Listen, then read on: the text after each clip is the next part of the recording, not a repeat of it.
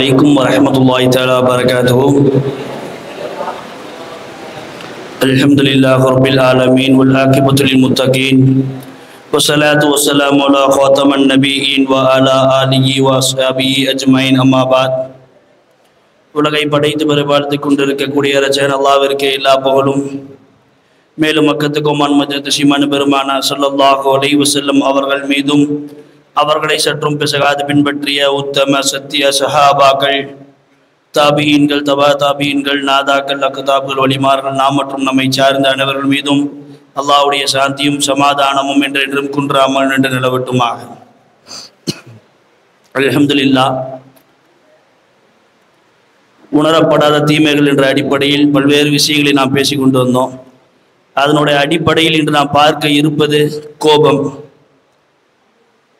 கோபம் என்பது ஒரு மனிதனுக்கு இருக்க வேண்டிய ஒரு பண்பு என்பதாக சொல்லி காட்டுறாங்க. அறிஞர்கள் சொல்லி காட்டுறாங்க, இரண்டு விஷயங்கள் ஒரு மனிதனுக்கு இருக்க வேண்டும். மனிதனுக்கு ஆசை என்பது கட்டாயமாக இருக்க வேண்டும். ஆசை இருந்தாதான் ஒரு மனுஷன் என்ன பண்ணுவான், நல்ல விஷயங்களை அவன் எதிர்பார்ப்பான். எல்லா விஷயங்களிலும் அவன் நன்மையே செய்ய வேணும். ஒரு விஷயத்தை வேணும்னா அதை ஃபர்ஸ்ட் ஆசைப்படணும். ஏதேனும் தனக்கு தேவையான அது ஆசை வந்தாதான் அவனுக்கு அது தேவையாக மாறும். அப்பதான் அவன் அல்லாஹ்விடத்தில் முறையிடக்கூடியவனா ஆகுவான். ஒரு மனிதனுக்கு கட்டாயமாக இருக்க வேண்டிய இரண்டு குணங்களில் ஒன்று ஆசை, இன்னொன்று கோபம் சொல்லி காட்டுறாங்க. கோபம் என்பது எல்லா நபர்களுக்கும் இயல்பாகவே இருக்கக்கூடிய ஒன்று. கோபமும் ஒரு மனுஷனுக்கு இருக்கணும்னு சொல்லி காட்டுறாங்க. காரணம் சொல்லும் போது சொல்லி காட்டுறாங்க, ஒரு மனிதனுக்கு கோபம் இருந்தா தான் சில தீங்குகளை விட்டு, சில தீயவர்களை விட்டு அவன் கொஞ்சம் விரோதியா, கொஞ்சம் கோபத்தின் காரணமாக தீங்கின் பக்கம் அவன் செல்ல மாட்டான் என்பதாக சொல்லி காட்டுறாங்க. இயல்பாகவே கோபம் என்பது எல்லா நபர்களுக்கும் தேவை. அல்லாஹ் நமக்கு எல்லாத்துக்கும் எல்லா விஷயம் ஒரு நேமத்தை தான் தந்திருக்கான்னு நம்ம யோசிக்கணும். இயல்பா நம்மளே யோசிச்சு பாருங்க, அல்லாஹ் நமக்கு மறதியை மட்டும் தரனா நம்ம நிலைமை என்ன ஆகும்? மறந்துடுறோமா இல்லையா? ஆபத்துல் இல்மு நிஸ்யான்னு சொல்லி காட்டுறாங்க. இல்முக்கு தடை என்பது மறதி. அந்த இல்முக்கு தடைனா மறதின்னு சொல்றாங்க. அந்த மறதியே இல்லை நம்ம வாழ்க்கை என்ன ஆகும்? கொஞ்சம் யோசிச்சு பாருங்க. நமக்கு வரக்கூடிய கஷ்டங்களை நம்ம மறக்க மாட்டோம். நமக்கு வரக்கூடிய இழப்புகளை மறக்க மாட்டோம். எந்த இதுவுமே நம்ம சின்ன வயசுல எவ்வளவோ இழந்திருப்போம். எவ்வளவோ விஷயங்கள் நம்ம என்ன பண்ணியிருப்போம், நமக்கு பிடிச்சவங்க மௌத்தா இருப்பாங்க. எல்லா விதமான கவலைகள் வந்திருக்கும். அந்த கவலையை என்ன பண்ணிருக்க மாட்டோம், நம்ம மறந்திருக்கவே மாட்டோம். அதனால அல்லாஹ் கொடுக்கக்கூடிய ஒவ்வொரு விஷயமும் ஞாபகத்தை தான் நம்ம யோசிக்கணும். அதன் அடிப்படையில் தான் இந்த மறதி அப்படின்னு சொல்றாங்க. அதே மாதிரி நம்ம இன்னைக்கு பார்க்கிறது கோபம். ஒரு மனிதனுக்கு இயல்பாகவே கோபம் என்பது இருக்கும், எல்லா நபர்களுக்கும் இருக்கும். இயல்பா இஸ்லாத்தை பொறுத்தவரை கோபப்படக்கூடாது என்ற சட்டம் கிடையாது. ஆனா கோபப்படக்கூடிய நேரங்களில் நாம் சற்று நிதானமாக இருக்க வேண்டும். அல்லாஹ்வுடைய ரசூலுடைய விஷயங்களில் மட்டும் நாம் கோபப்படுவது இஸ்லாத்தில் ஆகுமான ஒன்றாக இருக்குது. ரசூல் ஸல்லல்லாஹு அலைஹி வஸல்லம் பல்வேறு இடங்களில் என்ன பண்ணியிருக்கிறாங்க, கொஞ்சம் கோபப்பட்டவங்களா இருந்திருக்கிறாங்க.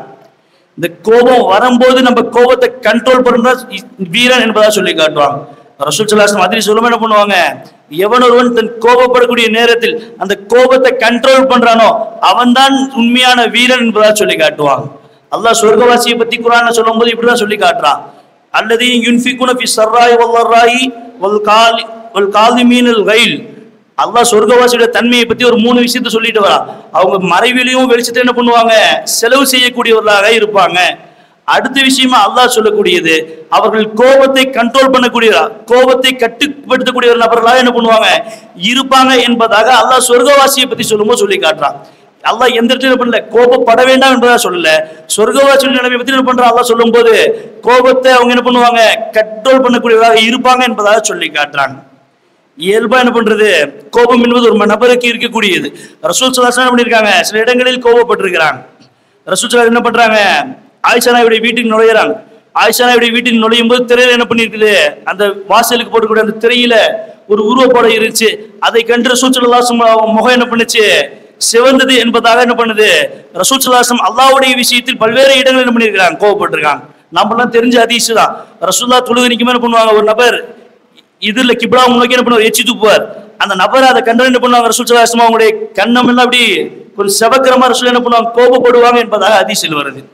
அது மட்டும் இல்லாம பல்வேறு விஷயங்கள் வருது. ரசூல் ஸல்லல்லாஹு அலைஹி வஸல்லம் என்ன பண்றாங்க, கான நபியினா ஸல்லல்லாஹு அலைஹி வஸல்லம் அஸது ஹயாஅன் மின் கதராஇ ஃபில் ஹித்ரிகா. கன்னி பெண்களை விட, கன்னி பெண் தன் அறையில் கூச்சப்படுவதை விட ரசூல் ஸல்லல்லாஹு அலைஹி வஸல்லம் ஹயா உள்ளவராக, வெக்கம் உள்ளவராக இருந்தாங்க என்பதாக சொல்லிட்டு அடுத்த விஷயம் சொல்லி காட்டுறாங்க, ஃபைதா ரஆ ஷைஅன் யக்ரஹு. ரசூல் ஸல்லல்லாஹு அலைஹி வஸல்லம் வெறுக்கக்கூடிய, அவர்கள் ஏதேனும் வெறுக்கக்கூடிய விஷயங்களை பார்த்தால் அர்ரஃப்னாஹு ஃபீ வஜ்ஹிஹி, நாங்க என்ன பண்ணுவோம், ரசூல் ஸல்லல்லாஹு அலைஹி வஸல்லம் முகத்திலே நாங்கள் என்ன பண்ணிக்குவோம், தெரிஞ்சுக்குவோம்.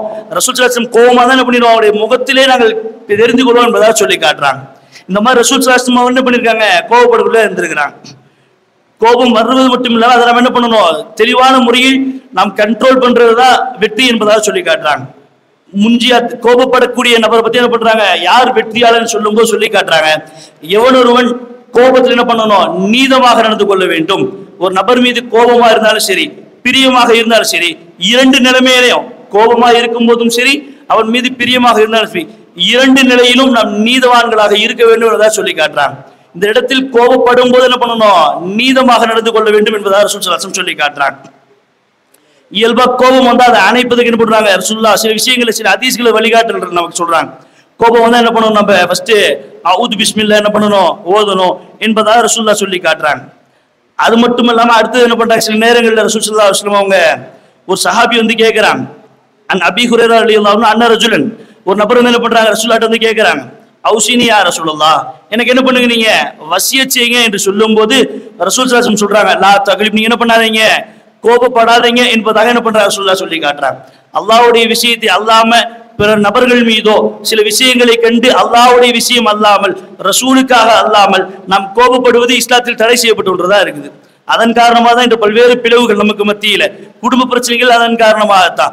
எல்லா விதமான கொலை வரை என்ன பண்ணிட்டு கோபம் என்பது கொண்டு சென்று விடும். அல்லாஹ்வை தவிர மற்ற எந்த விஷயங்களும் என்ன பண்ணக்கூடாது, கோபப்படக்கூடாது.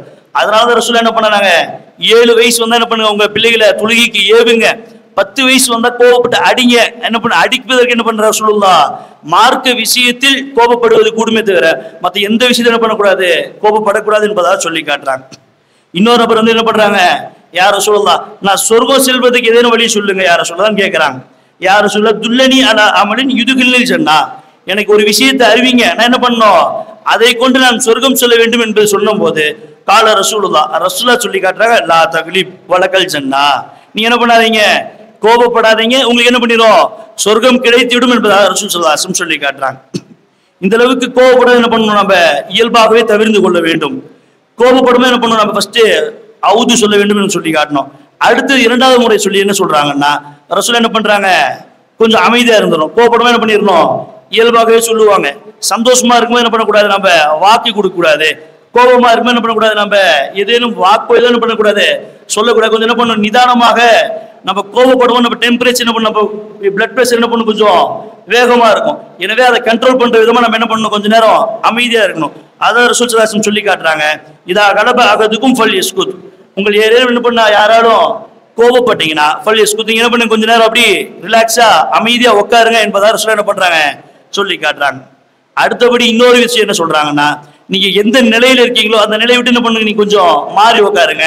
இப்போ உட்கார்ந்து என்ன பண்ணுங்க, நீங்க படுத்துக்கீங்க.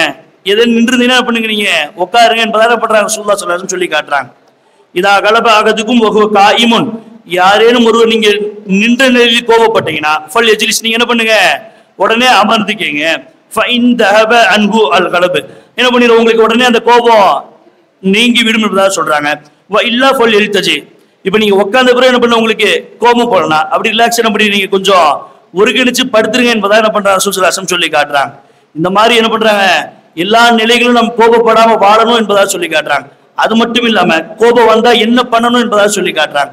இயல்பாகவே கோபம் வருமா என்ன பண்ணும், நமக்கு கொஞ்சம் பாடி டெம்பரேச்சர் அதிகமாகும், பிளட் பிரஷர் அதிகமாகும். அந்த நேரத்தில் ஒழுவு செஞ்சா என்ன பண்ணிடும், நம்மளுடைய கோபம் குறையும் என்பதாக சொல்லி காட்டுறாங்க. அபு யஸீத் பிஸ்தாமி என்ன பண்ணுவாங்க, அவங்கள்ட்ட ஒரு நபர் அவங்க மேல மண்ணை தூக்கி போடுவாங்களாம்.